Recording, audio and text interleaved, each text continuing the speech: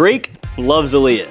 Period. Ever since he came into the game, Drake has made it abundantly clear that he will admire the late Aaliyah Dana Houghton every chance he gets. While she passed at the age of 22 in 2001, that hasn't stopped Drake from keeping her memory alive. He shouted her out on wax, he's gotten her actual face tattooed on his back, and he's honored her via various interpolations and musical homages. Keep watching to find out all of the ways Drake has pledged his allegiance to the princess of R&B. November 2009, Drake references Are You That Somebody on Bedrock. Smack dab in the middle of his verse on Young Money's Bedrock, Drizzy drops the following line with smooth bravado. Girl, I gotta watch my back cause I'm not just anybody.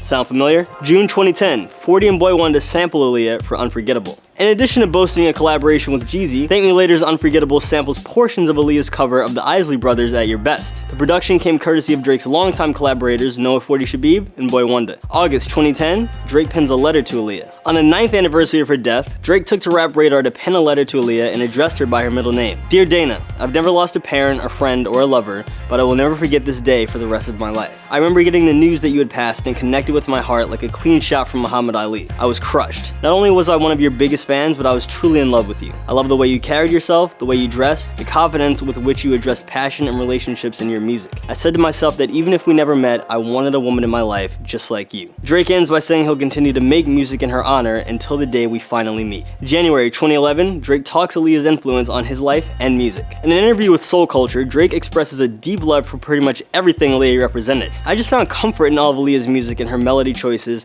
and the things that she talks about and sort of how she always conveyed these amazing emotions but never got too sappy. She always kept it G. November 2011, Drake shouts out Aaliyah on We'll Be Fine. In the first verse of We'll Be Fine from Take Care, Drake spits the following bars. Since I saw Aaliyah's precious life go too soon, she deserved the credit for how I'm about to get it. November 2011, Drake hops in Aaliyah in-ear monitor. When Drake tweeted about having Aaliyah in his ear at every show, it wasn't 100% clear what he meant. That was, of course, until photos surfaced showcasing what appears to be an in-ear monitor with Aaliyah's face on it. November 2011, Drake interpolates Aaliyah's flow on The Real Her. Really listen to Drizzy's delivery on Take Care's The Real Her, and cue up Aaliyah's I Don't Wanna, and you'll hear it. He's interpolating her flow. December 2011, Drake gets Aaliyah tattooed on his back. Perhaps as a means of showing so that we know it's real, Drizzy got a tattoo of Aaliyah right on his back. March 2012, Drake hints at an Aaliyah project. After noting that he has her tatted on his back, Drake tells Tim Westwood that he has some great Aaliyah news coming soon. When Tim asks some lost tapes, Drake responds coyly, some special things. August 2012, Drake drops Enough Said featuring Aaliyah. Just hours before he was set to hit the stage at his own festival, OVO Fest,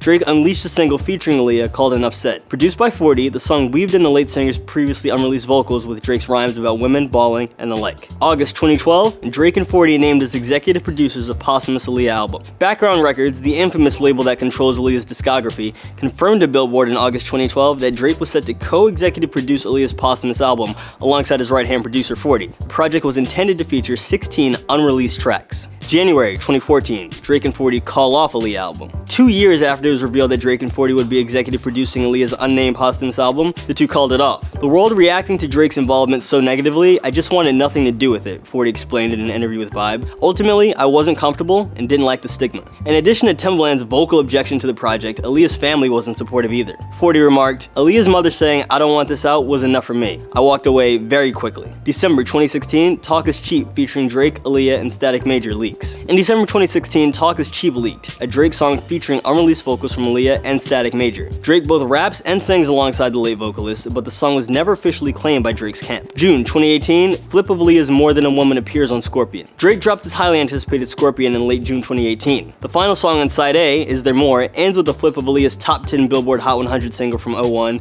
More Than a Woman. Sung a cappella by Hiatus Coyote frontwoman Nye Palm, the Aaliyah tribute transitions Drake's album from the rap-driven Side A to the decidedly R&B-driven songs of Side B.